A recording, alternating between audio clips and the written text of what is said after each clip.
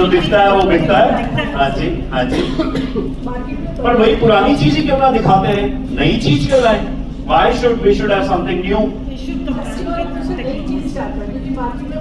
Very good point. Customer पे आ गए, customer को सदा कुछ नया मिलना चाहिए। अगर आप वही पुरानी चीज उसे दिखा रहे हो तो वो भी साथ वाले दुकानदार या किसी और व्यवसायी के पास जाने वाला है। कस्टमर बहुत डिमांडिंग हो गया है, कस्टमर को सब कुछ नया चाहिए। इनफैक्ट मैं आपको एक कहानी से बताऊं, मैं एक बार्बर शॉप पे जाता हूं, हमारे वो क्लियो काउंटी सेक्टर 121 के बाद कम से कम 12 बार्बर की शॉप से 12 दुकानें हैं। अब इतना कंपटीशन है उन सब में कि एक के यहाँ ग्राहक टिकता ही नहीं है और दूसरे के पास चले जाता है।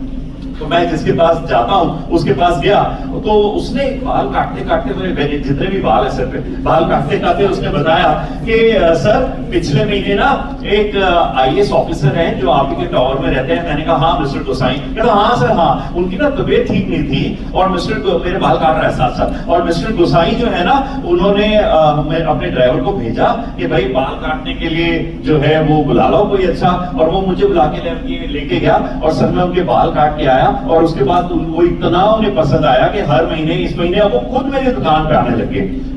अब ये उसे कहानी सुनाने की जरूरत नहीं थी, और बाल काटते काटते उसने अपना नया ग्राहक मुझे परोस दिया और मेरे दिमाग में नया कुछ भर दिया कि मेरे पास आईएएस ऑफिसर भी बाल कटाने आते हैं। So what I am saying is customer को नया कुछ ना कुछ मिलते रहना चाहिए। मैं अभी दूसरी दुकान पे जाने का सोचता, पर अभी मेरे दिमाग में क्या आ गया, यार वहां पे आईएएस ऑफिसर बाल कटाने जाते हैं, मतलब मैं भी उस लेवल का हो गया एक तरीके से। So what I am thinking, what I am saying is customer is demanding new things. और किस लिए चाहिए? नंबर 1 मोस्ट इंपॉर्टेंट, शरीर के अंदर नए रक्त का संचार नहीं होता तो ये बॉडी के सेल्स भी डॉक्टर साहब बता सकते हैं मर जाते हैं। तो बड़ा जरूरी है न्यू कस्टमर्स को न्यू प्रोडक्ट्स या सर्विसेज बताना। नया इनोवेटिव कुछ नहीं हो रहा है तो सब बेकार जा रहा है। और किस लिए चाहिए? Life span of success is limited. Success का मैं सक्सेस की वर्कशॉप में बताता हूं ना। What is success?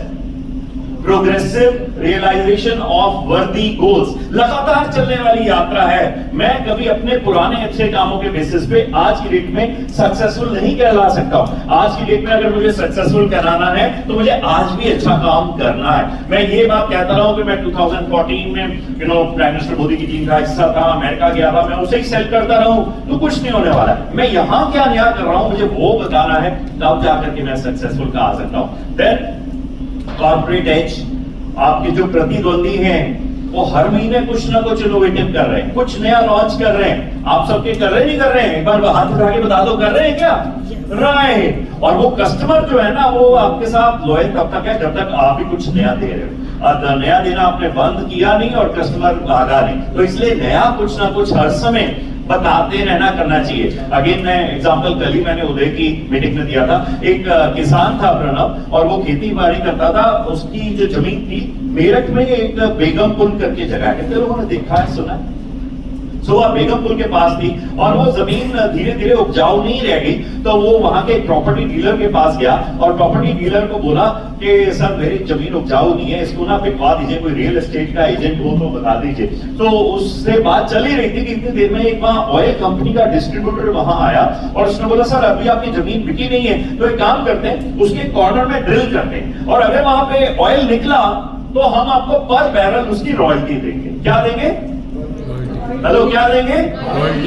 सो उसने कहा ठीक है, अभी बिका नहीं। और रातों रात एक स्पिंडल टॉप मशीनरी होती है, वो रातों रात स्पिंडल टॉप मशीनरी हुई, आई उसके खेत में 50 फुट नीचे ड्रिल किया और उतने में ऑयल डिस्कवर हो गया। इनफैक्ट और नीचे गए तो इतना ऑयल निकला कि पूरा उसका खेत जो है ऑयल से भर गया बेगमपुर मेरठ में। और वो रातों रात करोड़ोंपति यानी अरबोंपति हो गया। पर एक सेकेंड, वो रातों रात विकास अरबपति अब हुआ था फोन बंद करके, या तब से था जब से उसके पास वो जमीन थी? हेलो, जब से उसके पास जमीन थी। पर जब तक उसके फील्ड में ऑयल डिस्कवर नहीं किया गया और मोस्ट इंपॉर्टेंटली मार्केट प्लेस तक नहीं पहुंचाया गया, तब तक वो किसान गरीब का गरीब ही था। और हम सब भी उस तरह हैं, हम सब के अंदर बहुत सारी क्वालिटीज छुपी हुई हैं, लेकिन जब तक उसे हम डिस्कवर नहीं करते और मोस्ट इंपॉर्टेंटली जैसा कंचन जी ने बताया जो दिखता हुआ है उसे मार्केट प्लेस तक नहीं पहुंचाते, तब तक हम सब गरीब के गरीब हैं। इसलिए अपने इनोवेटिव आइडियाज को, अपने थॉट्स को, अपने इमेजिनेशंस को मार्केट प्लेस तक पहुंचाना बहुत जरूरी है। So that is another point. The third point is rise आपके एम्प्लॉइज। कितने लोगों के कोई एम्प्लॉय है, चाहे रनर हो या कुछ, आपके एम्प्लॉइज अगर आप कुछ नया नहीं कर रहे ना, वो सब आपको छोड़ के जाने वाले। क्यों?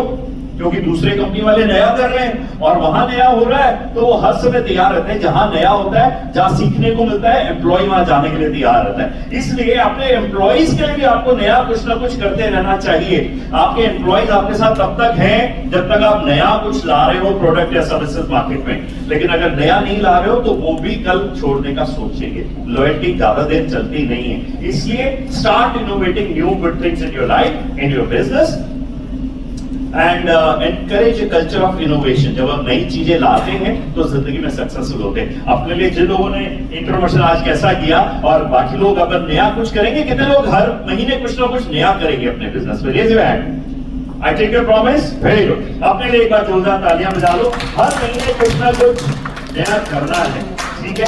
Thank you very much.